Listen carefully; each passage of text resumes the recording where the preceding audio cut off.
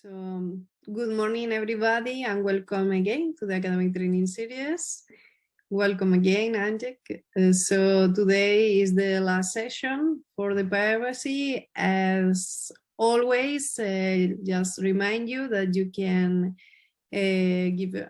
write your questions in the chat at the end of the lecture, and I will read them, or just raise your hands via Zoom, and I will give you the turn. And yeah, Andrzej, now the floor is yours again.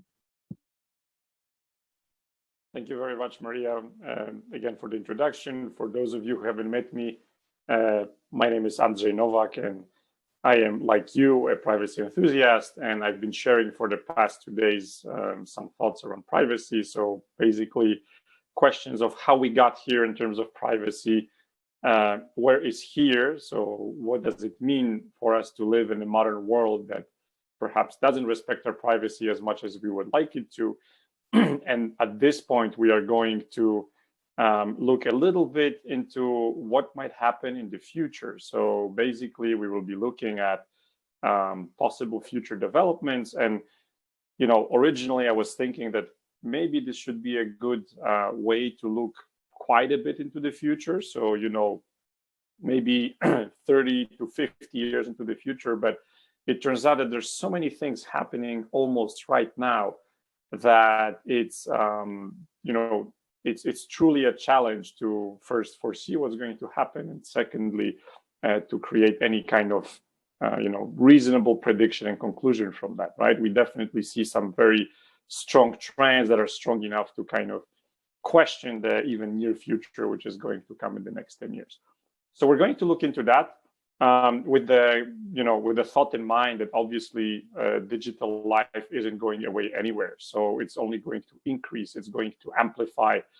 And the question is, what's next? How should we be managing that, the digital life? And what should we expect from the environment that we have to operate in, right? What technological change would bring us that possibly would be implicating us in any opposition that we might take, or, you know, support for things that might be happening. So, you know, the outside world has provided for a fantastic backdrop for this lecture. So you've probably read in the last few days that Twitter accepted the offer from billionaire Elon Musk to get sold.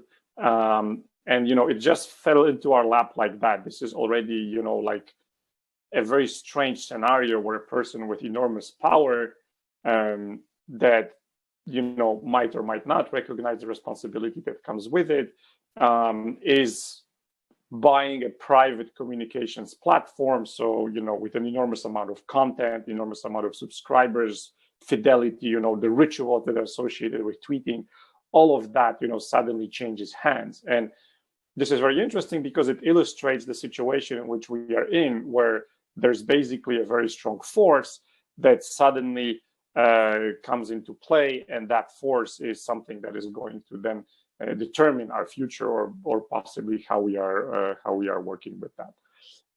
So lots of people, as I see in the comments, of course, a very good point. Lots of people have switched to Mastodon, which is a more open communications platform. However, you know, until last week, I would say that the vast majority of people haven't even heard of it, and that's why it caused such an uproar, right? These are all closed communications platforms which are walled off. They have APIs and so on, but that you can't use them too much. If you want to use them more, you have to pay.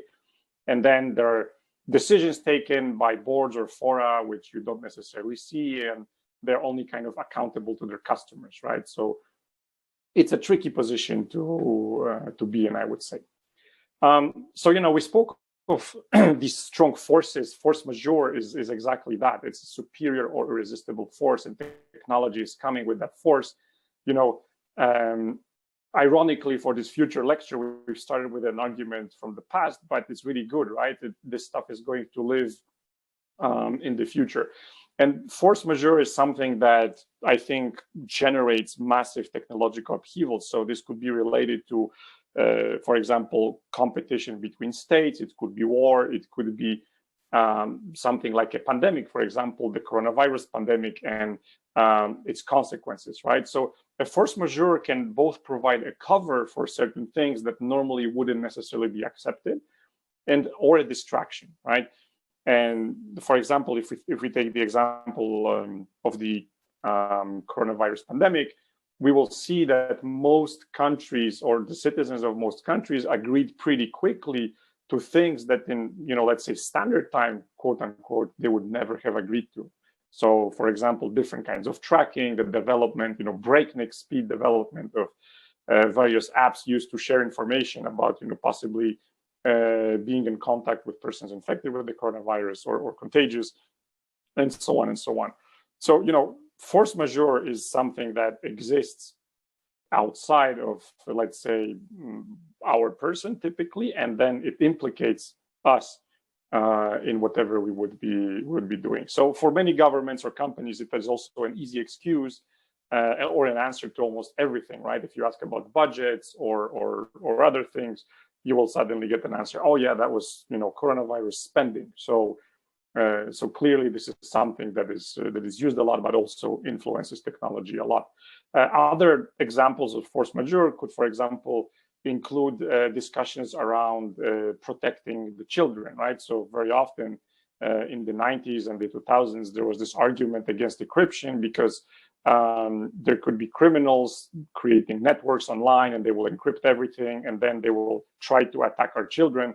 And so thinking of the children, we should ban encryption across the board, which I of course find a false argument. Nevertheless, that argument came out, and it generated enormous amounts of discussions. And even today, if you look at the legislation that's happening in the EU, we'll talk about it a little bit later, you see definitely that argument is still there, right? So we'll go through a laundry list of topics of related possibly to the forces that we want to examine. So here's a quote from the National Intelligence Council in the US. So this is like a congregation of the senior representatives of all the major intelligence agencies, and they publish reports every now and then. So for example, here is a report published for Global Trends 2040 from a few years back. And they say current notions of privacy will continue to evolve, with individuals needing to share more personal information for access to applications and tracking becoming ubiquitous. And what they're saying basically is two things. The first thing is that these notions of privacy are evolving, and they're evolving in a direction that is not favorable for privacy necessarily, which is, I guess, good for the intelligence services, but maybe less good for the citizens who are being surveilled. And the second thing that is kind of indirectly said here in between the lines is the fact that societal change is accelerating. In general, in the world, the pace of change is accelerating all the time. And, we get new things faster, everything comes more quickly, and one technology comes after another before they even have the time to mature. So privacy and anonymity may effectively disappear, by choice or by a government mandate. All the personal and professional lives would be tracked then by global networks, right? So again, this kind of view that is presented here is not necessarily a prediction, but this is the best or most carefully considered estimate that they can offer. So I would not take this lightly. I think this is, if they see something like that, it means it's probably coming, and we see lots of signals elsewhere as well. So mass surveillance in general continues and amplifies. So your data obviously will be turned into some kind of score. So it could be a credit score, it could be something else. Then you realize that, and you realize that your digital reputation matters a lot. So for example, if I were a manager at LinkedIn, I would probably start looking at how often people change their bio, right? Or what do they put there? Or if they had a position, will they put something different from what they had before? And that could lead to some kind of hidden reputation score that then possibly only an employer or prospective employer or recruiter could see, right? So that would certainly not be very ethical. But the point is that the data is already there, and there is no legislation, there's no law to stop that process, right? It's very difficult to fight that. So that digital reputation, whether it's hidden or public, would definitely matter a lot. And so again, coming back to the thoughts of Foucault or Greenwald, we start slowly, limiting ourselves, right? So as the reputation matters, we are conscious of it. We are conscious of the projection that we make, and the sphere in which we used to be, safe in. For example, if you are physically alone somewhere, but still with your phone, you are definitely not alone. Your phone is with you, and that means that, Facebook, Google, and all your friends are with you at the same time, right? And that's also why we have a hard time switching off and, putting phones on the shelf or disconnecting the internet and so on. So then we become limited, and that means that we limit ourselves further, but we are also limited by our environment. So for example, women might see less ads for high-paying jobs, or bad friends, or the fact that you have bad friends may increase the price of your loan. Or maybe if you're not desirable yourself, Tinder or an online dating app is not going to show you attractive people. Then, it could lead to voting profiles, health insurance, and so on. Health insurance issues and so on. And I think some of that is already slowly happening, right? So the next step is for us to kind of self-censor, which is very scary. And that leads to a phenomenon that the researcher Tim Schmidt calls social cooling. So it's a behavior which promotes conformity, self-censorship, and aversion towards risk, social rigidity. And that, I think, already in some environments and in some communities is happening to some extent. So those communities that are maybe more closely watched by their governors definitely, trend in that direction, right, of self-censorship and kind of, even they go towards doublethink, right, where you cannot explain something very clearly with logic, but then in your head it kind of still makes sense. So, again, these kind of notions from 1984, I think, are still very, very valid, right? So the scale, the automation, and the speed of this process is certainly unprecedented, and I think that's something to consider. So one example of how this works with technology is this snapshot from a South China Morning Post video about a facial recognition system placed somewhere in Shenzhen in China as a pilot, and that system basically is like a traffic radar, but for pedestrians. So if you jaywalk, if you cross the pedestrian crossing on a red light, then they take a snapshot of you, and then there's an AI startup behind it that is going to match that picture with the government database. And then if you do it too many times, then you will get fined, or worse, you will get banned from doing business in Shenzhen, right? So the kind of consequences are not very clear, but it's been described in the press from fines to even an exclusion from the ability to do business. And that's a conscious trade-off that someone in that society made, where you trade off your privacy for the security of the group, right? In the sense that if you break the law, and these laws exist in pretty much any country, and you wander onto the crossing on a red light, then you are putting everybody at risk, right? That's the philosophy. And that trade-off, I think, is very scary. It's not a trade-off I would make personally, but it's a trade-off that many people interviewed would accept, right? And that's something also that I find very, very interesting. So China is definitely leading in the world also when it comes to social credit systems. So they have quite a few, and there's a very good talk from CCC from Antonia Ahmadi about credit systems in China and social credit. And basically, it's a shorthand for many different types of effort and credit systems that kind of come together that are maybe developed more locally. And currently, China is experimenting with many policies that relate to your social credit, right? And then there's a swinging credit system where basically you are losing fixed amounts of points for fees. And I think this was in operation until 2015 as a kind of experiment.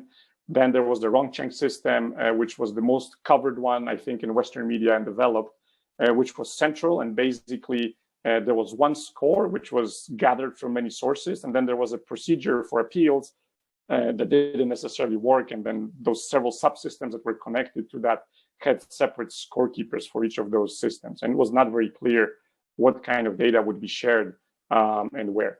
And then there was Sesame Credit as well, given as an example.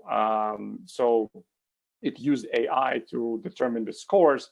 The algorithm would be kept secret, so obviously, so you don't try to game it. And then they would probably be doing some kind of clustering and manual scoring on whatever would happen. And that credit system even had the loyalty reward So again, if you would be jaywalking, you would get an SMS, but then if you were a good citizen, you would kind of be rewarded a little bit. And all of that is either rule-based or AI-based, and it's centralized at multiple levels. There's a strong mismatch of incentives, I think, between society and systems like that, if you really consider the deep level to which these kind of things cut. And if you are wondering about the catalog of these kind of score systems, you can see basically the list from Antonia from her CCC talk on what would be the points allocated to each of the things that may be graded, right? So if you do tax evasion, you could lose 50 points. If you are late on your utility fee payments, you could lose 35 points, and so on, right? And all of that is a little bit arbitrary. I think they're really experimenting a lot, but there's many different systems that are being tried out currently in China. So, even if you're not seen, there's technology today that allows for various devices to see you. Here is research from MIT from 2018, where they used only wireless signals to detect the presence and the pose of a person. So basically, they would use Wi-Fi and radio frequency to evaluate where you are in a given place, even though the system cannot see you, right? So you could kind of be placed across the wall, which is almost technology that comes from science fiction movies such as the Terminator and so on. So the system can see you through a wall. Then the next thing, excuse me. So the next thing would be, okay, so the typical line of defense that we would be taking is, well, let's encrypt things, or let's try to either encrypt our faces, which also happens. For example, you can defend yourself from camera surveillance or facial recognition by using special body or face paint that is going to reflect the light in a certain way, or is going to throw off the algorithms. But typically we worry about encrypting data, or at least where we live, the data is containing the most sensitive information about us, right? And it's kind of also detached from the question of the government. It's also that could be our peers or family or corporations that could be adversaries in this situation. So today there's crypto everything basically, right? There's cryptography, cryptocurrency, crypto assets, crypto hippies or crypto punks. And I'm not referring to the NFTs here, but basically to communities which are kind of organized around these concepts. So all of this appeared because of the evolution of cryptography, right? That's what led us to this place. It's not really security through obscurity, which most people would avoid like fire, because the method in cryptography typically is public, and only the key is secret. So you know precisely what it is that you need to safeguard or protect, and you can devise different methods to keep it that way. So things are well defined, and there's little room for implicit things or ambiguity and so on. So the most common cryptography scheme that we use today is asymmetric cryptography, where there's a pair of keys for every channel. There's a public key and a private one. And then whatever is encrypted with one of them can only be decrypted with the other. And that allows for very cool things. This was a scheme invented in the 80s and 70s and the 80s by Diffie, Hellman, Rivest, Shamir, Adelman, and so on. All these cryptographers from the US came up with stuff that we're still using today, 30, 40 years later. The trick was always for these cryptography schemes to find a function that is good and that is one way. So basically you would say, I want to have a function that's easy to compute and that's going to give me some answer. But then if I have the answer and I want to, invert that function and compute what was there before, the argument, I'm unable to, right? So this has to do, for example, with functions that involve factorization of prime numbers and so on. And then many different add-ons came to that, such as elliptic curve cryptography and so on. So then opposite to that, you have symmetric encryption, which relies on the same key to encrypt and decrypt. And that key is shared, right? So it's a shared secret between the parties. So what you can do today is you could, for example, exchange that key using asymmetric cryptography, and then for various reasons you might want to use symmetric encryption underneath, right? And some encryption schemes do that, and for some purposes symmetric encryption is faster, more efficient.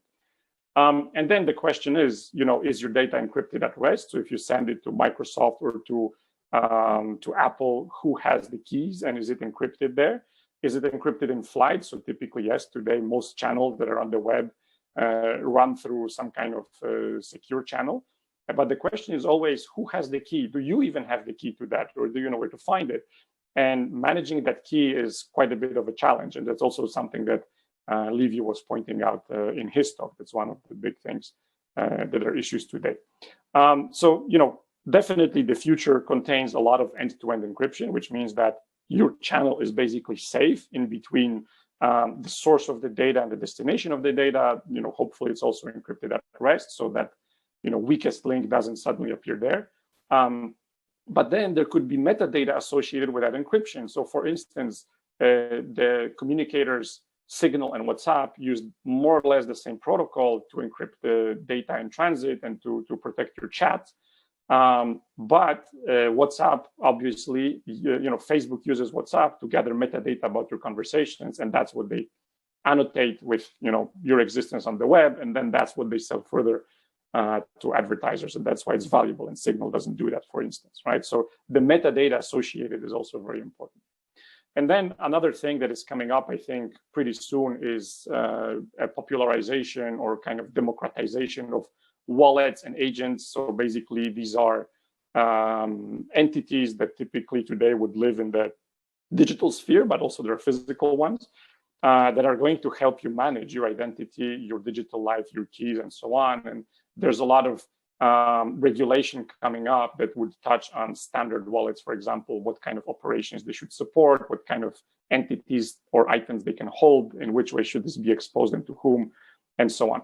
And all this development around cryptography, around the accelerating power of computing, led to the rise of cryptocurrency. So this was in part because of that, but also in part because value exchange was meant to be made more convenient and more independent of the central issuing authorities, right? So in a way, it's a revolution that you can very easily spin up your community currency and suddenly start exchanging and trading. And that leads to many very deep discussions about what is value, right? And how is the value perceived? And even though cryptocurrencies very often are said to have their roots in certain political ideologies, such as libertarianism, for example, or some ideologies related to the right wing, which some may or may not agree with. It is still strange or funny. I find it strange that we would discuss the political ideology of a technology, right? Like, this means that we are really remixing lots of the concepts that typically we wouldn't even think about. But today we have to ask, okay, is that scheme ideological? Is that AI that is running something for us ideological? So that is, I think, the kind of strange point I find about it, not the cryptocurrencies themselves, which I think are a very interesting development and led to things we will look at in the next slides, which are really, really powerful. Then another trend that we see that kind of derives from this cryptographic cryptocurrency world is the aspect of tokenization. So now in finance, all the rage is around tokenization. So basically, you can take an asset and you can break it up into pieces. So let's say I want to buy an apartment, but I don't have the money, and I would buy it to, for example, invest in property. So now there are exchanges all across the world that let you buy a slice of an apartment. You don't even know if you're buying the window or if you're buying the floor or something else. You just buy a slice of the apartment. It's an investment, and then some account somewhere keeps track of that investment for you. Then there are many other things like non-fungible tokens or NFTs, other kinds of tokens you could hold, stable coins, and so on. And then that leads us to the communities that are working around these topics. So here we speak of DAOs. So these are decentralized autonomous organizations. And these organizations are basically those that live somehow online or possibly have a connection to a distributed ledger or a blockchain.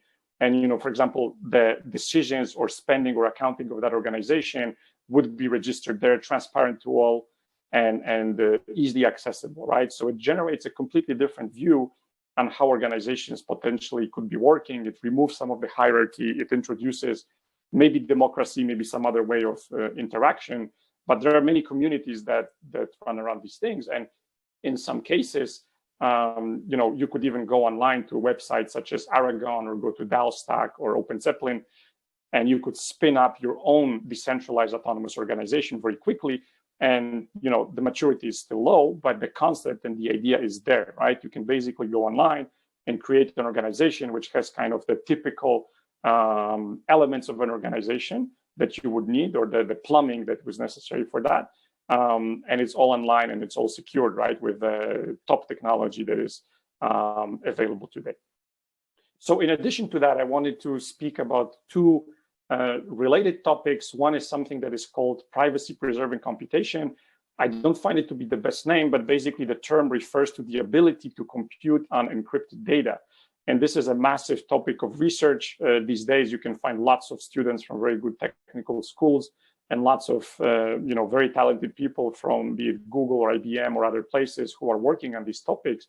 And they're basically trying to find out how can we process data and how we can create guaranteed outcomes in data while the data is encrypted. So basically, you would be able, ideally, to buy, I don't know, for example, cloud computing from Amazon, but Amazon wouldn't know anything about the data that you're processing, right? It would all be encrypted, or at least you would have sections which would be fully encrypted, and therefore you can prove that those who have access to the system or to the machine would not be able to understand what data you're processing and for which premise.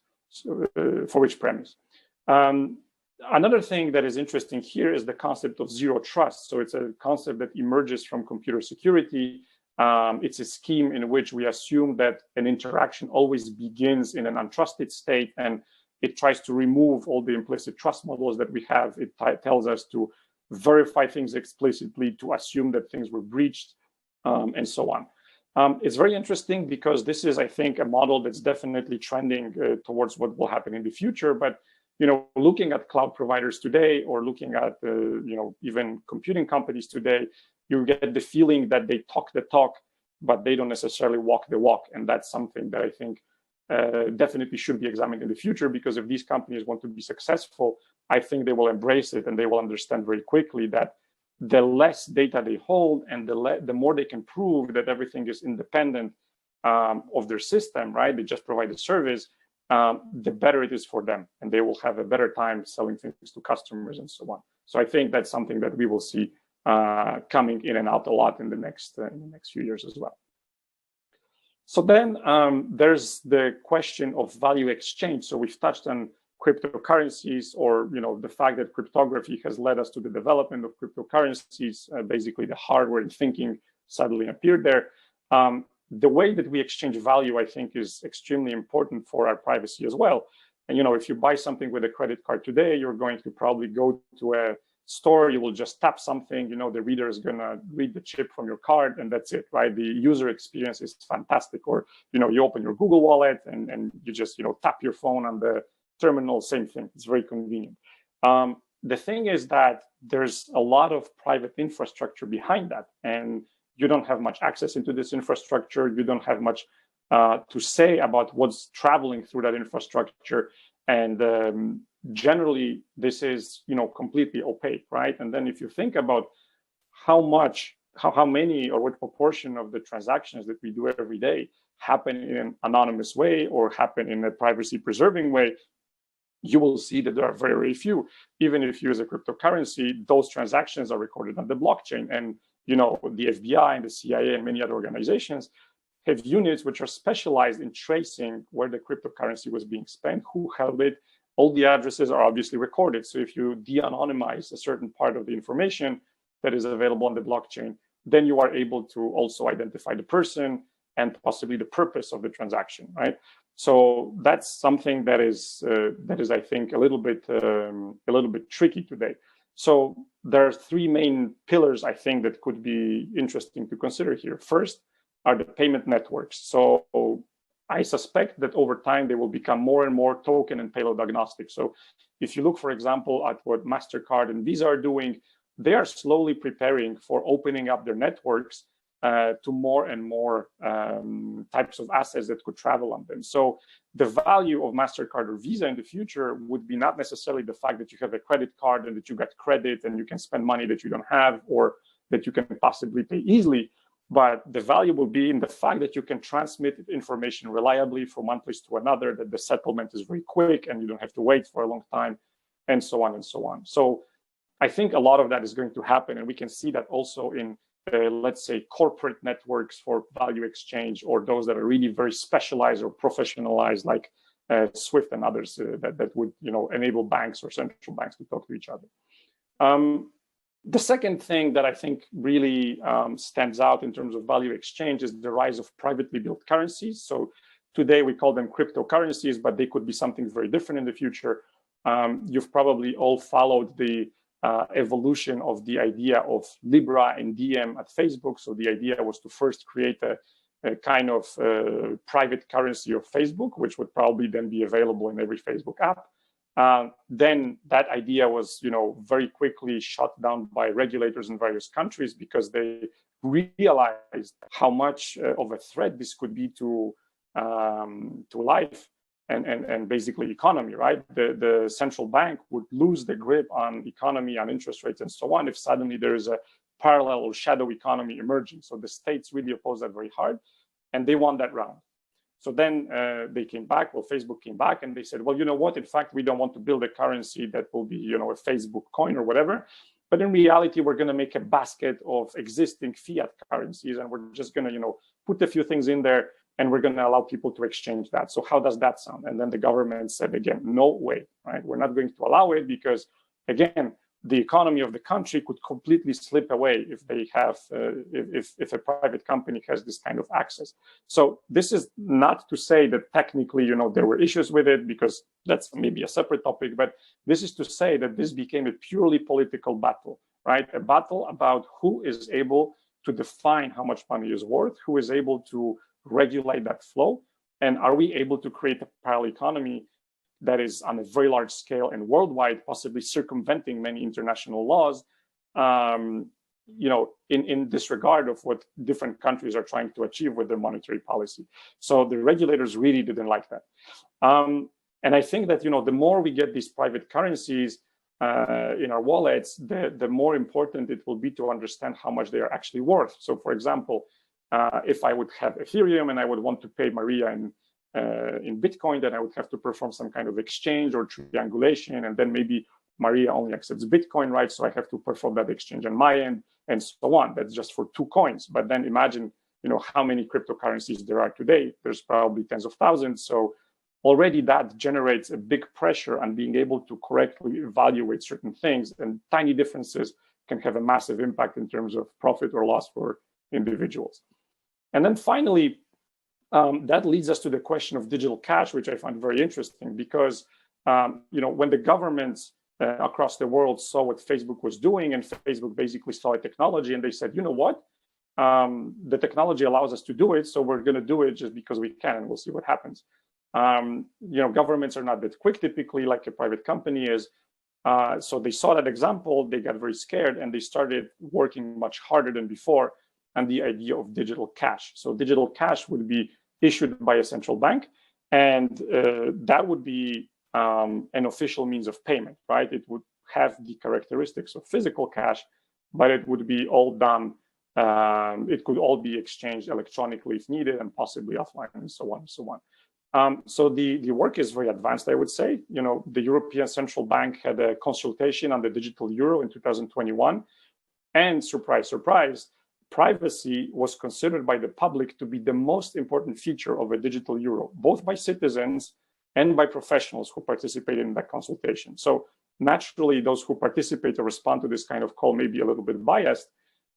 Nevertheless, I found it very interesting that almost half of the respondents ranked privacy number 1. And generally speaking, privacy was ranked higher than security. So this means that we prefer money that's private and let's say protected in terms of our privacy much sooner than it would be, verified to be authentic or secure. So it means this is a painful point, at least to some responding to that kind of thing. So then, there's this question, this fight of private versus public money, and the fight is really gaining speed. It's a big war. So in terms of private money, meaning, privately issued, not in terms of privacy, but privately issued, you have things like Libra or Diem that failed in their initial goals, but rest assured that, at some point these ideas will come back and will materialize. The power that they hold, I think, is simply too strong to ignore it. There's different cryptos that are multiplying. Proof of work, which is very compute intensive, is annoying many people, the environmentalists as well. So we need to kind of come out with other types of proof that are going to be less, let's say, hungry for power or for computing. And several reasonable candidates exist, I would say.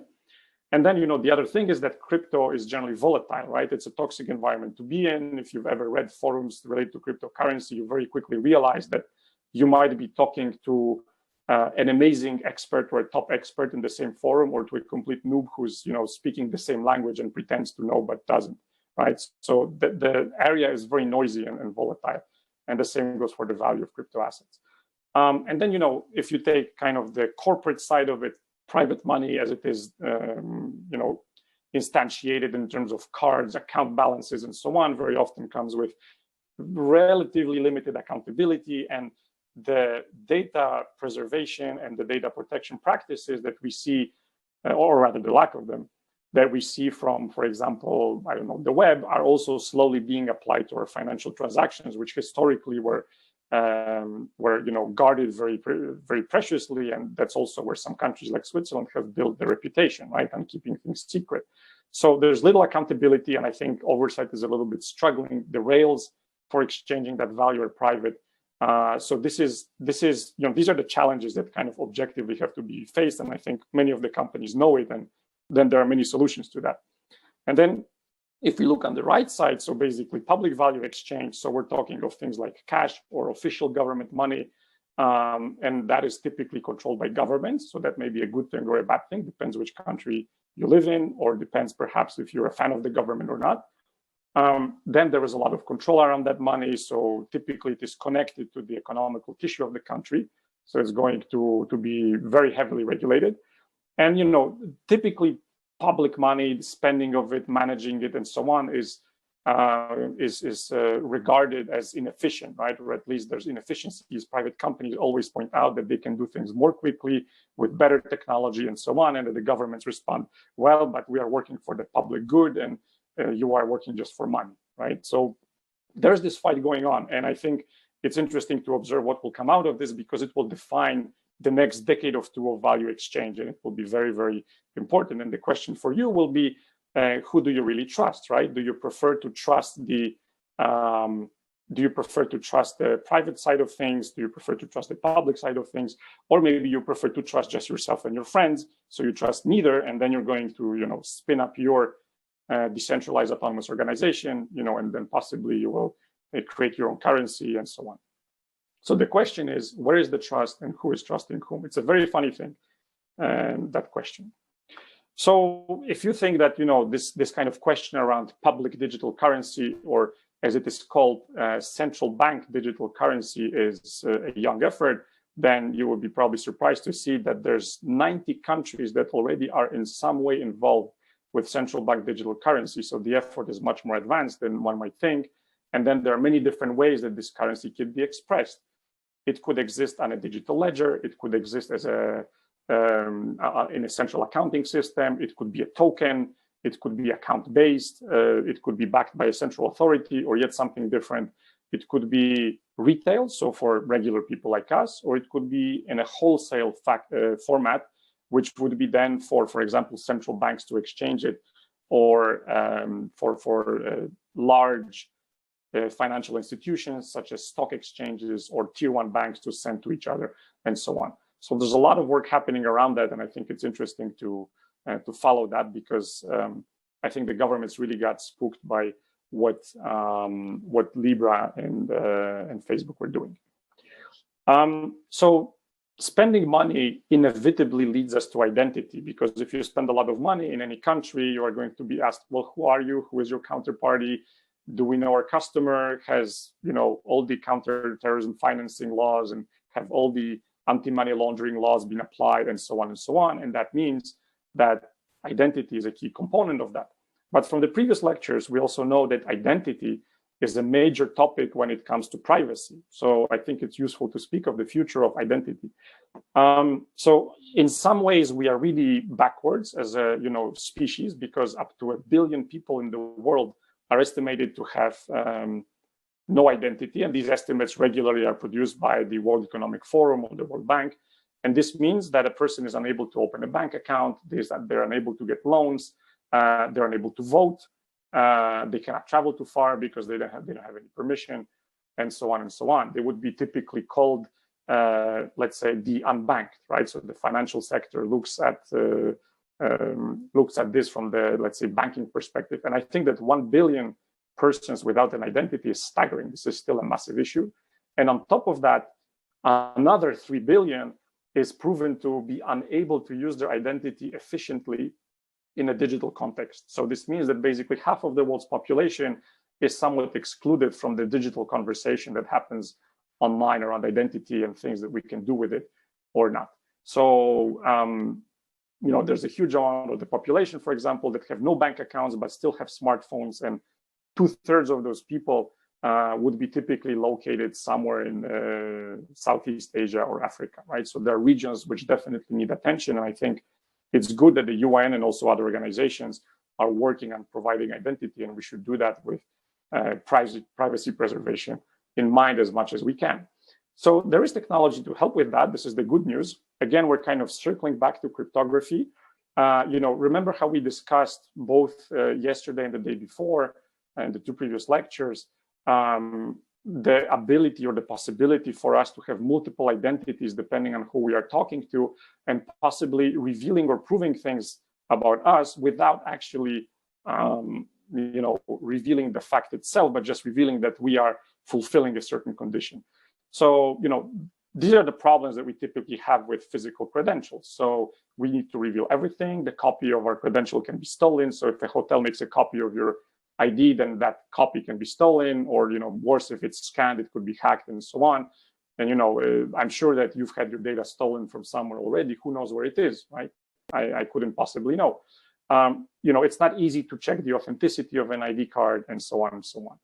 And so, the digital model typically was trying to avoid some of these issues. So initially we had siloed identities. So everywhere you would go, you would need to sign up. And that identity was not necessarily your government identity, but, Facebook, Twitter, and others would always try to coax you into giving your real name and always sign up so that people can find you and so on. But that means that advertisers and other organizations can also find you.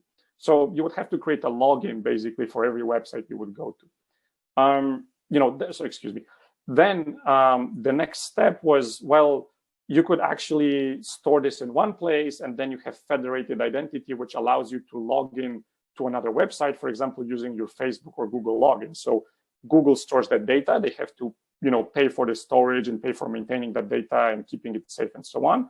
But then they gain knowledge that you would log into a specific place with your identity, right? And then that place you're logging into doesn't have to create any complicated forms or boxes, or doesn't have to manage data. So in a way, it was seen as a kind of win situation, right? Where unfortunately, from the privacy perspective, you have really no control over, where your data is going and who's looking at what. But it was, somewhat of a technical improvement. And now we are witnessing the next step of identity management, which is very closely worked on by the W3C, the World Wide Web Consortium, which is decentralized identity. And in decentralized identity, you typically would form a peer-to-peer channel between the issuer of the identity, so that organization which kind of assigns identity to you, the holder of the identity, so for example, that's us, and then the verifier. So you're trying to prove you are someone to the verifier, and that verification would also have a separate kind of secure channel in terms of your identity.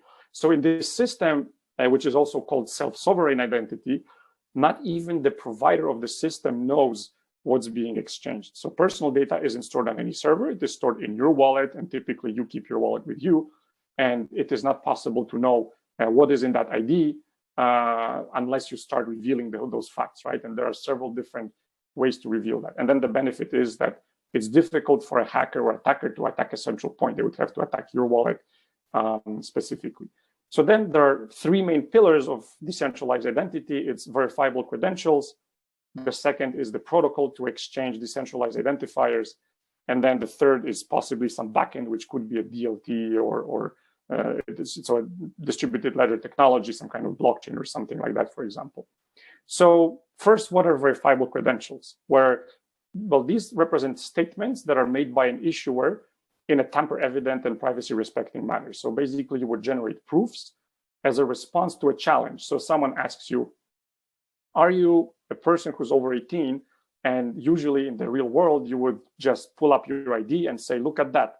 I am over 18, right? And then there's your date of birth, your name, your possibly maiden name, and so on. All of that stuff is on the card.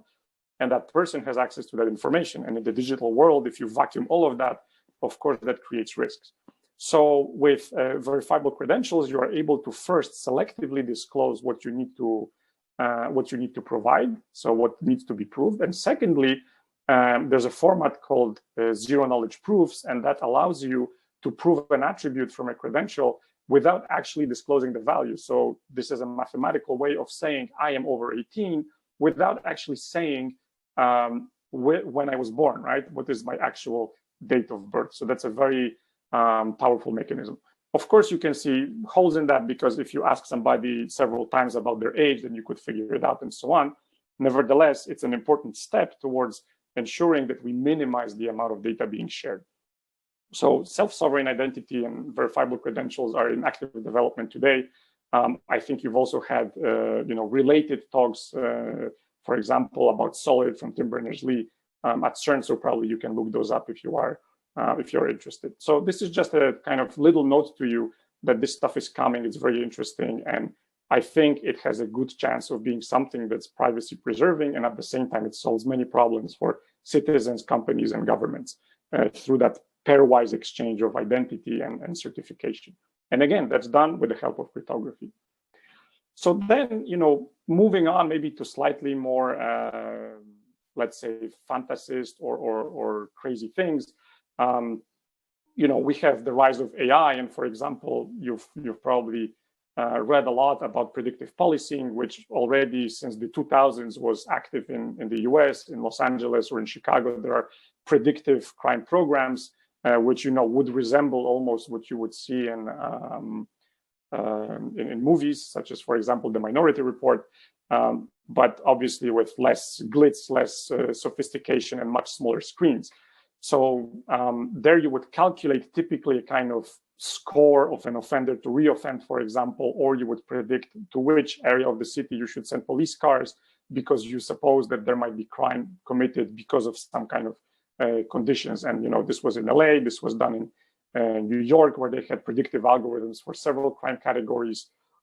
They could assign officers to specific areas. That would be done in Chicago, for example, where they had a kind of heat map of the city or a list of strategic subjects. And this begins to sound a little bit like science fiction police, right? The more you read about that, the more you start wondering, well, is this really the best that we can do in order to fix the situation, right? And possibly the answer is not more AI, but other options, right? So all of that emerging technology, also ends up in courts or in litigation. So AI has been employed already many times at lower levels in different kinds of courts to handle, for example, traffic citations, or AI is used to judge the risk of recidivism of a person being tried, and that score is being shown during the trial to the judge, and then the judge takes a decision based on that score that is coming out of a machine, which I think is a very powerful statement, right? Because it means that the person is being judged based on what the machine said, and that again leads us to ask: can AI really reduce our freedoms? Is this a way for AI, even though the AI is not sentient, right? It doesn't know it exists, but that algorithm or the data that was put in that algorithm by certain people is deciding something very important about their future, right? And it's not to make a statement on whether the person is guilty or not, but this is already, somehow helping the judge or guiding the judge towards a specific length of a sentence, right? And many questions emerge from that. So what if you delegate such decisions to an AI in terms of the finances of a country or a company?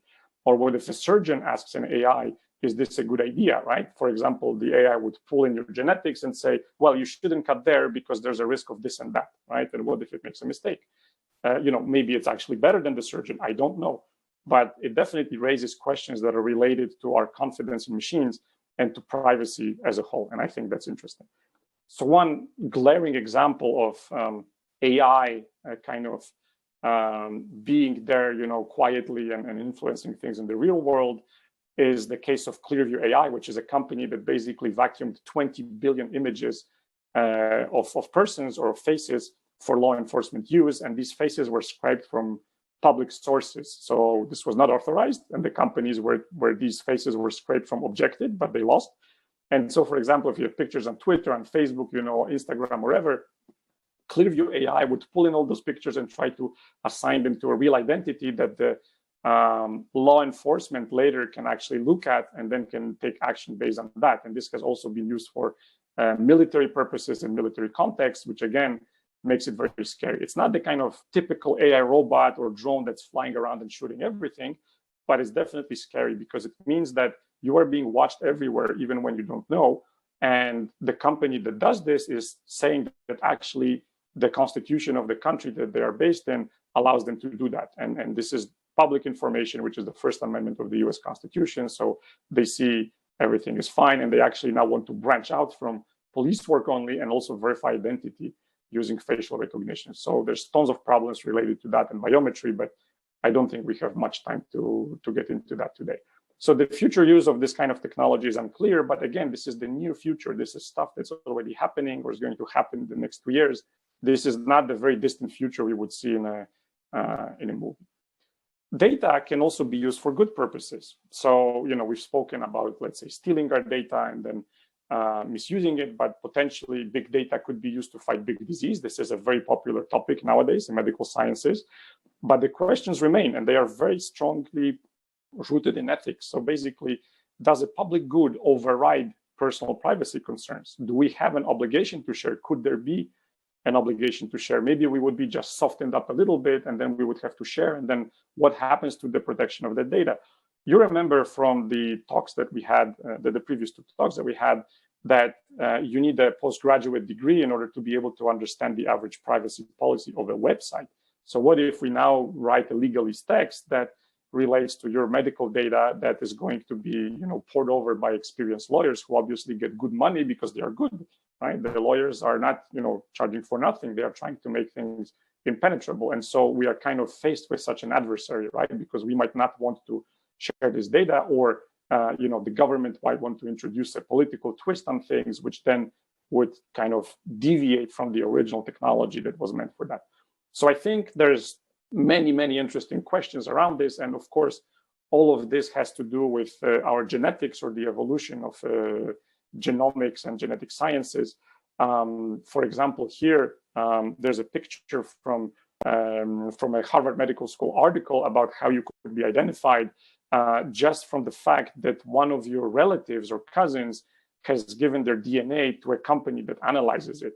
So you know that every cell in your body contains your entire genetic code, and then the vast majority of DNA is shared between people. So only some portions of the DNA are unique. And then there are companies such as, for example, 23andMe, which are actually located in the Silicon Valley, right next to Google, Facebook, and others.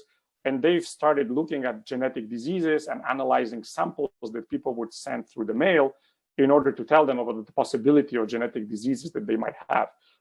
Then they branched out more towards, let's say, ancestry analysis. So they tell you which percentage of which race you might have in your ancestry, or where do your ancestors come from. So it's a kind of genealogical fact or fun fact, let's say.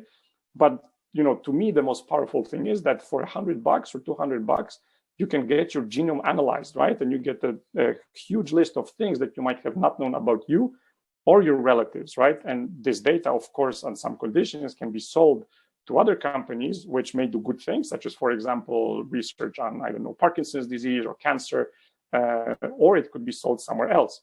And then there are other sites, like for example, a GED match, where you would upload your data to a kind of public database, and then the privacy policy of that is very different from what you would see in 23andMe. So that would be, let's say, more lax. It's easier to sell that data or download it somewhere, and so on. And an insurer might want to apply this information to refuse you or to change rates. And for example, in the US, it's already possible to apply this information to life insurance or disability insurance, right? So they can pull in your genetic information, especially if it's publicly available, and tell you this is how much it's going to cost, or we're not going to insure you, right? And then on top of everything, you can also de-anonymize genetic data. So just by adding a little bit of metadata to it, which is usually necessary anyway, because if you don't have the metadata about the background of the subject, it's very hard to perform research.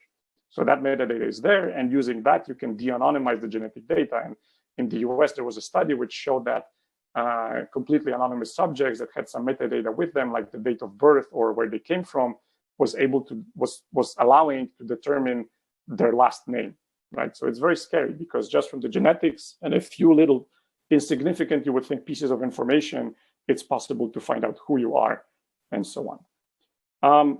And then there was this piece of news lately from Getty Images. So this is a huge company that basically deals in images. They pay photographer for pictures, and then they resell them, for example. They now have an enhanced release form, which prompts you, or prompts the model basically, to consent to the use of biometrics, like the facial data, for example, right? So you're in the release form that you would normally sign for re-recording, just like we did here at CERN. They would do it in a different way, where they would also require you to sign away your biometrics, right? Or say that this can be used for biometrics research, and so on. So again, very scary stuff, I would say, that appears pretty quickly. And then, there's the question of quantum everything, right? We hear about everything from, quantum computing, quantum physics, to quantum health, right? Which is some nebulous concept that I think is kind of more new age than it is scientific. But quantum computing obviously creates new ways of solving problems that before were very difficult to solve. It's still in its infancy. It's difficult for us to make many qubits that would work together. Nevertheless, the US government is already concerned about quantum proofing data that could be snatched today and decrypted 10 years from now. So it's called Store Now, Decrypt Later, or SNDL. And they are working actively against this kind of threat. They're trying to encrypt their data in such a way that even having, Shor's algorithm or something similar, which could break asymmetric encryption, you would not be able to get to the data that they are storing. So so-called post-quantum cryptography would be standard cryptography that is resistant to quantum attacks. And we don't have much time to talk about it, but this is a very interesting subject. And even at CERN, there is a big movement around the quantum computing, its usage for physics. So I'm sure that there is a lecture somewhere where somebody discussed that in more detail, and obviously someone who's more competent in that than I am. And then quantum encryption itself would be encryption that is based on quantum effects, which means that if you send information to another party, you would be able to say if somebody listened. So if you speak on the phone, you don't know if somebody's listening or not. But because of the uncertainty principle that is applied to quantum physics, you might be able to detect when somebody's listening in. And the Chinese have already demonstrated quantum key distribution over long distances with a combination of fiber optics and satellites and trusted relay nodes, where they were able to perform this kind of manipulation. Of course, it's the weakest link. That's always the issue. Nevertheless, it's something that's been proven, right? So still, before quantum computing becomes, something really, really, let's say, straightforward to use and kind of sufficiently powerful to break some of that encryption, it will take, easily between 5 to 30 years, and you would possibly need billions of qubits, which is, unimaginable by today's standards. But research is advancing, and I think quantum computing has lots of promise for many different interesting things.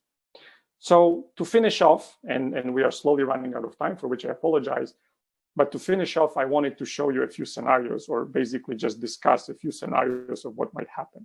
So the first scenario, that we could kind of devise with the knowledge of what we've just discussed would be optimistic. And that would be a case in which I have a dashboard I am controlling my stuff. Things are well explained. I can delete my data remotely from somebody's registry.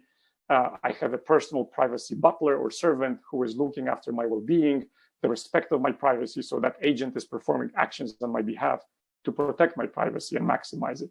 And then if I do choose to share something, I will know what I shared, with whom, for which purpose. I can revoke that, and I get compensated for sharing, right? Anonymization is widespread and it is obligatory. So in that optimistic privacy scenario, you would really be able to control that stuff. Or if you don't want to have fine-grained control, you just say, this is the level of privacy that I want in my life.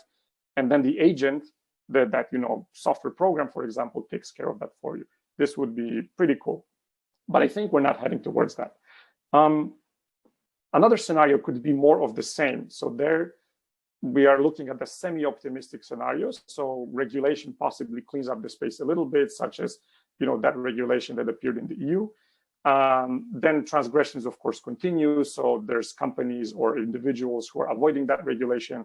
You are kind of still free to forfeit all your rights in one go and click accept all and just be done with it. That connects you to the beneficial system, right? The system that is supposed to give you something. And then some data sharing may even be made obligatory, for example, for health purposes or others. And then whether it's safe or not is a separate question, I would say, but it's a constant chase, right? It's definitely something that is requiring work from us. Then a third scenario, even slightly dystopian, would be similar to something that you would see in a Black Mirror episode. I don't know if you watch it, but if you don't and you're interested in privacy, then you definitely should. So for example, here we see a screenshot from the episode called Nosedive, where everybody has a kind of social rating or credit thing on their phone, and they keep staring at it, and every tiny action they take, online or offline, would be counting towards that score that you see in real time. So in a scenario like that, cryptography would be banned or reduced. Digitalization leads just to productization and commercialization. And then many of us could say, well, if we cannot fight them, then maybe we can just join them. Maybe we can become a company instead of being a person. And then maybe we will have more rights, or we will have different rights, and so on. And that's been also explored, in science fiction, in art, and so on. So basically, the environment in which you are would profit from your personal experiences, from the data that you have, from the body that you have, so genetics, for example, and all the other potentials, right? So in a way, you would be somehow mined for either profit or some kind of gain somewhere. And then social credit in such a scenario could be public, and then your profile would be automatically annotated with whatever is happening, right? So that's something that might happen, possibly, but probably not tomorrow, right? And then a scenario that's really out there, that's really dystopian, is a scenario in which cryptography isn't simply needed because privacy is not a thing any longer. So both the physical and virtual reality are becoming intertwined. They're merging together. So, virtual reality, augmented reality, sensors, wearables, and so on, all are glued together and interact mediate almost between the digital world and the physical world. So everything is hyper realistic, right? Hyper sold, hyper personal, gamified, and so on. So if you think of the world that was drawn in the Minority Report, then that drawing looks tame compared to this kind of work. So this is a screenshot from work from Keiichi Matsuda that was called Hyper Reality. Very interesting stuff. And even in let's say other types of work or other types of art, you would see these themes. So for instance, here we see several screenshots from a movie called Surrogates, in which Bruce Willis stars, and there everybody basically sits at home in a very sophisticated chair, and they control their avatars. So basically cyborgs that are walking around that look like them and interact in the real world, and you have like a direct link to your brain where you think you're outside, but you're actually sitting in your chair. And then, there's very interesting implications for privacy from this kind of look. And this is actually based on a graphic novel that was published earlier. But in the novel, or in the movie as well, the main hero is frustrated because his wife doesn't want to see him, doesn't want to go on a date, or if they go on a date, then she sends her avatar to go on the date instead of herself, right? And that's a thought experiment that's very interesting, right? Where could that take us, and what does that mean for privacy, right? Because now we are two. we're the real person and we're the avatar. So whose privacy are we looking at? And then another movie example I wanted to show you is that from a movie called Idiocracy by Mike Judge. And it also relates to the problem of attention, right? And where do we have our attention? And in this movie, again, people are embedded entirely in a kind of world of entertainment. They don't have to think much or do much. Everything is automated. And when there's a kind of cryopod or coffin coming in with a time traveler through the window, the guy who's watching the TV program just says, wait, hold on, let me look at that, right? So he's not even interested in what happens in the real world. And it's all about what's happening in the world of distraction, right? And when the guy finally stands up, you can also see that the chair is a toilet. So everything is really integrated to a level which is scary. So now the final question in this series, basically, will our privacy be back? And I've probably overcolored some of the things in this talk, but I think you get the idea. And I also think that, if we do this again in a year or two, then this amount of color will probably be appropriate. So I fear that we're going to get into exactly the same discussions, and we're not going to laugh at certain things that maybe seem funny today. So I think that money and convenience rule. So this is a slightly pessimistic way of looking at it, but unfortunately, this is the way that things go, especially for those who don't have the comfort of worrying about privacy. And we have that comfort. We are here in this lecture, but not everybody is in the same position. So unless we claw our privacy back, I think it's not going to be back. So we have to fight for it. And I think that's the kind of first conclusion that we can draw on a very high level, right? If we don't fight, we're going to lose the fight. And if we do fight, we're going to have to claw it back, and we will only get some of it back, right? Or a part of it back. Some people even say that privacy is an anomaly, and we might be living in a world of anomaly that comes, from a temporary flux in history, but otherwise we would go back to what we've seen in the first lecture. But we really need to start with value, right? With basically what we are getting and what we are losing when we give up certain freedoms, or when we give up certain types of data, information, and so on. And so, first of all, this is not a conspiracy theory. All of the stuff that I've showed you here, except for some of the projections, are real. It affects all of us. So the question is, do we care about our data? Do we care that our adversaries can infer things about us without actually knowing us? Just by knowing our friends, they can predict things about us. So that might be already unsettling, right? And that may put also whole groups at risk, not only individuals. The second thing is that the democratization of technology matters. It gives us enormously powerful tools, but it also gives tools to our adversaries. So think hard about who you trust and why. I think it's very important. And let's try to support transparency with brownie points, basically complementing transparency, pushing for transparency, opposing the lack of transparency, opposing the lack of privacy. There are upsides for corporations as well. Investments in privacy or data independence definitely generate returns. So if you invest in privacy, you could get double the return in terms of your top line. And this is in a report from Cisco that surveyed 4,400 organizations in 25 countries. So companies also have a lot to gain here. I think we can work with them in order to create a better world. We have open source, open hardware, open standards. This is all good for individuals. It's good for business. And governments are also embracing this. So if you want to participate in a government tender, you will probably see that more often today, they're asking for open source solutions that come in software. They want to avoid lock-in, and so on and so on. And then in the EU, we have two regulations coming up, which are the Digital Markets Act and the Digital Services Act, which aim to regulate big tech practices to some extent. So it's a kind of list of do's and don'ts. And at the same time, they want to protect citizens. So I think we have to follow this development very carefully, because we might end up in a place where they say, well, apps should start talking to each other, but then what do we do with the encryption, right? Or maybe encryption would be a problem. So I don't necessarily think this is something that's an issue directly today. But since both of these legislations have gone through preliminary agreements in the last month, I think this is the time to kind of pay attention to what's happening. And if you're a European citizen, or if you live in Europe and you see something you don't like, don't hesitate to write to your representatives. And the last thing is that the defaults that are assigned to us and complacency in that respect matter a lot. So basically, it's very important to defend meaningful consent, not just random consent. and it's very important to defend good opt-in or opt-out defaults. Defaults matter enormously, and I think this is something we don't speak about a lot in technology, but it's a huge, they have a huge impact on what we're doing. This is the current fight. This is, for example, the reason why Google is pouring yearly almost $500 million into Firefox, because in the end, as independent as Firefox is, they still have a link to Google, right? And again, it's not to say that Google necessarily is evil in that respect. They have an interest to defend, and it is important for us to realize why certain things are happening. So it's always important to make sure that we are understanding why we're doing certain things. And I think that this series that we've gone through here is going to help you with that at least a little bit. And to illustrate how defaults are important, this slide shows you organ donation rates from countries which are opt-out, which means by default you donate, and countries which are opt-in, and that is you say, yes, I want to donate organs, or yes, I want to be an organ donor.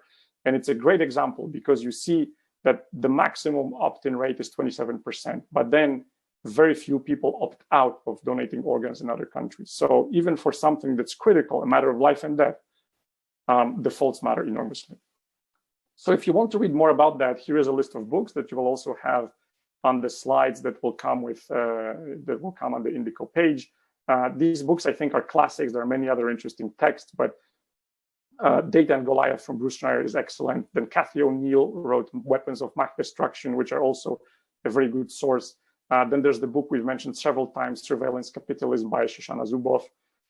And then there's a recent book from Stephanie Hare, who's a broadcaster, and she wrote a book about technology neutrality and ethics that was just published. And I think that's another interesting point to take into the conversation, right? Because ethics, privacy, technology, and our identity all are mixing together.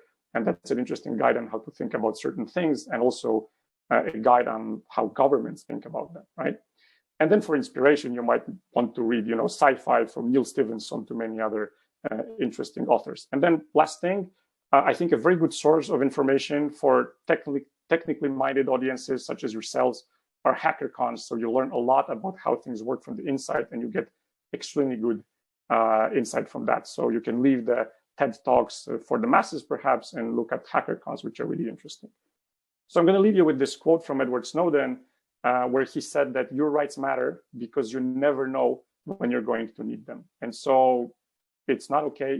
When you give up your rights thinking you don't need them, the future could prove you very wrong. I can only encourage you to do the right thing. And thank you very much for listening. If you're interested in a follow-up conversation on this subject, or perhaps some kind of a workshop that could explore these topics, maybe more hands-on, maybe not, then please do get in touch. And after this lecture, at some point, there will be also a survey sent out to you, which will be asking about some of these questions. So please do participate and let us know what you think. We are really, we're really interested to understand what is the reception of this kind of discussion. And I'm looking forward to your questions. Thank you very much. And thanks again to Maria for organizing this. Thank you very much, Andrzej. So then let's go with the questions. So maybe the first really question was from Jorge. Do you think if more people will be aware about privacy, that will encourage less intrusive technologies alternatives or better regulations? I deeply believe, maybe it's naive, but I deeply believe that if we spread the message and if we make it accessible to the general public, we will be in a better situation in terms of privacy. And you can already see some effects in some places. So I think, it is up to our community with, obviously we work in one of the top you work in some of the top scientific laboratories in the world. And I think it is our job to send that message. And it's our job to also help from the technological side as much as we can, right? So being in this position, I think, puts us almost in a position of responsibility to communicate that openly. So yes, I believe that it would help us. So yeah, he say, if so, what do you think is the best way to make general population aware about privacy risks? This is a very difficult question, I think, and there's not an easy or short answer. I think it definitely starts with communication and making the population aware of the problems in a way that is compact enough and understandable enough that it can be communicated. But that's a topic probably for a separate conversation that I hope we could have in another forum. Okay. Then I can see Antoine giving some tips and so on. I don't know if Antoine would like to say something because I can see him very active. Maybe we can listen your voice or... Okay. Yeah, hello. Hello. I was not ready to talk actually, sorry. But yeah, if we want to have some kind of workshop at CERN, I would be very happy to participate to that, yeah. Thanks, Antoine. It's nice to get your feedback. I found it you very enthusiastic indeed. Okay, so then now with the raised hands, Giuseppe, please go ahead. Thank you so much for your fascinating lectures. I would like to ask you to elaborate more on central bank digital currencies, because it seems to me that they pose a substantial risk to privacy, because it's quite interesting, because the blockchain technology that enables anonymous means of payment like cryptocurrencies can also enable full traceability. And I think that given the narrative that we need to avoid money laundering, and we need to avoid tax non-compliance, tax avoidance, it's becoming more and more acceptable to give away a lot of financial privacy. In fact, it's almost obscene to defend financial privacy nowadays. Yes. And I find that quite a change, because if you think about, let us say, how tax was organized, let us say 70, 80, 100 years ago, they needed a lot less information to tax people. This is a very good question, and I think those who study central bank digital currency, I think, say quite often that the only way that it could compete with digital payments is if it provides something extra, and that something extra that typically comes with cash is the anonymity of payments. So you point out an extremely important thing, and I think that the way that most banks would think about it, the way most central banks would think about it, and this is speculation, but there are signals to confirm that, is that they would be providing privacy up to a certain amount of transactions, right? And so, for example, if you spend until, I don't know, 5,000 euros, then, mathematically and technologically, that transaction is private. And then if you spend more, it becomes more like a bank transfer, right? And then maybe there is a procedure triggered somewhere that is going to run the KYC or AML on that specific transaction and the counterparties. So, of course, it does give more digital power to the governments, but I also think that consumers, if they see it as an invasion, will simply stick to digital payments and will never use it, which means that the country has failed to provide something for its subject. And that is something that generally politicians don't want to do. So I think there are some aligned incentives in this respect, which would enable us to retain privacy, right? And that's why also the consultation on the digital euro is very important, or consultations in other countries that monetary authorities could be holding, because that is leading to that public conversation that I think we really need to have on these topics. Thank you so much.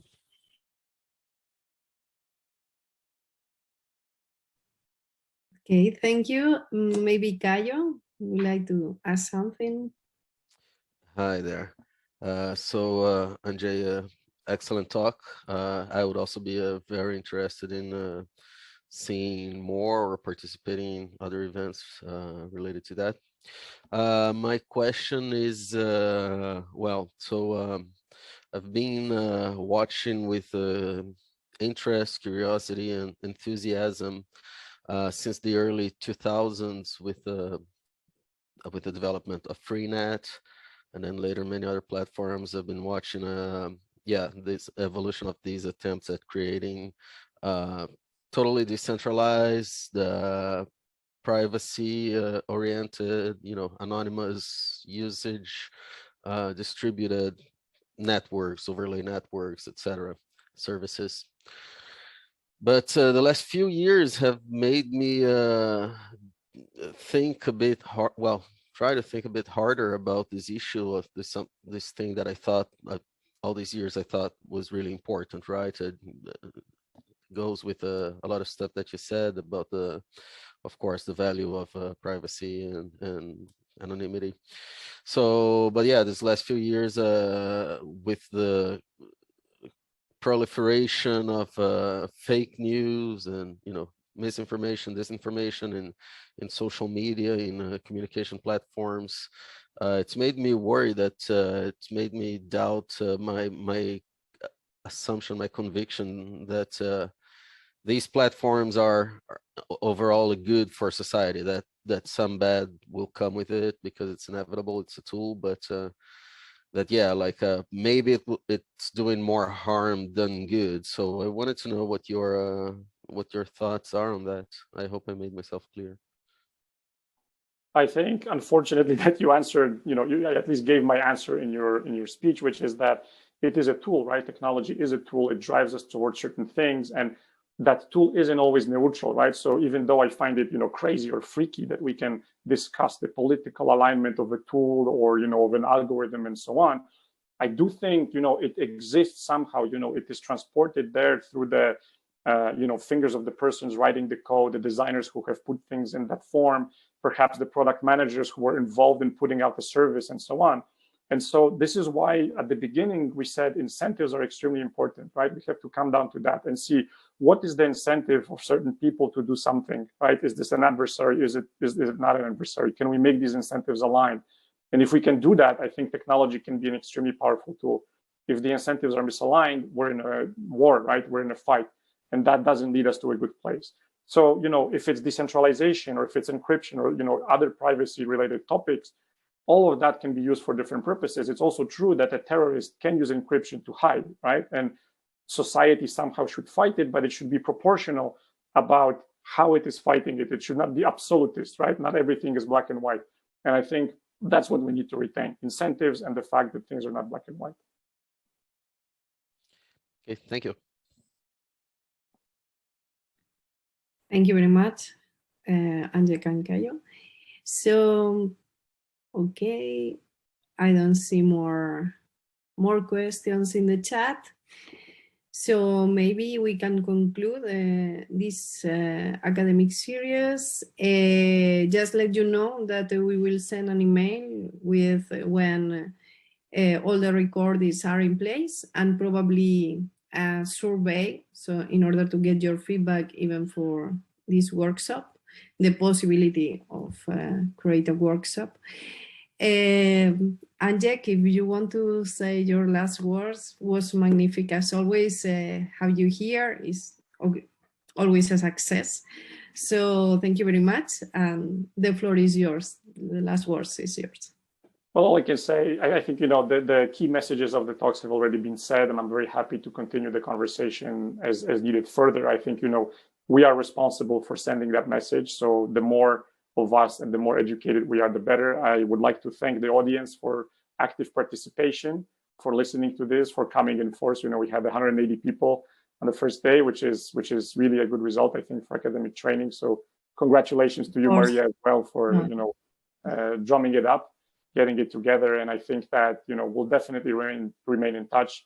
And one final thank you to all of those who have contributed links on the chat to some of the things I was talking about. Very, very useful. Thank you for sharing that. And I think, again, it helps us push the message further. So great to be here. A pleasure as always. Thank you very much. So have a nice day, all of you. Thank you very much. Thank you very much. Have a great day. Bye-bye. Bye.